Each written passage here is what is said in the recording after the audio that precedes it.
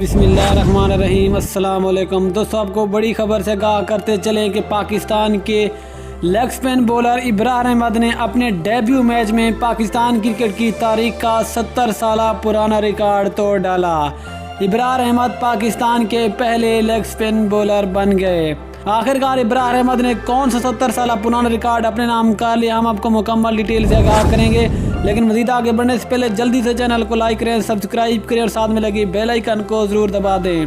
دوستوں، آپ کو تفصیل بتاتے چلیں کہ پاکستان کے ابرار احمد نے اپنے ٹیسٹ ڈیبیو میں انگلینڈ کے خلاف پہلی اننگز میں 7 کھلاڑیوں کو آؤٹ کیا، جبکہ اب تک ابرار احمد انگلینڈ کے خلاف دوسری اننگز میں بھی 3 کھلاڑیوں کو آؤٹ کر چکے ہیں۔ اگر ہم اوورال بات کریں، ابرار احمد اپنے ٹیسٹ ڈیبیو میں اب تک 10 وکٹیں حاصل کر چکے ہیں۔ اس طرح ابرار احمد پاکستان کی 70 سالہ ٹیسٹ کرکٹ کی تاریخ میں اپنے ڈیبیو میچ میں 10 وکٹیں لینے والے پاکستان کے پہلے اسپن بولر بن چکے ہیں۔ اگر اس سے پہلے بات کرتے ہیں پاکستان ٹیسٹ کرکٹ کی تاریخ کی، تو اگر ہم فاسٹ بولر کی بات کریں تو اس سے پہلے یہ والا اعزاز پاکستان کے فاسٹ بولر زاہد محمود کے پاس تھا، جس نے راولپنڈی میں اپنے ٹیسٹ ڈیبیو میچ میں 10 وکٹیں حاصل کی تھی، لیکن وہ ایک فاسٹ بولر تھا۔ لیکن ابرار احمد چونکہ ایک اسپن بولر ہیں، اس وجہ سے ابرار احمد اپنے ٹیسٹ ڈیبیو میچ میں 10 وکٹیں لینے والے پاکستان کے پہلے لیگ اسپن بولر بن چکے ہیں۔ اگر پاکستان کے اسپن بولر کی بات کریں تو اس سے پہلے یہ والا اعزاز پاکستان کے اسپن بولر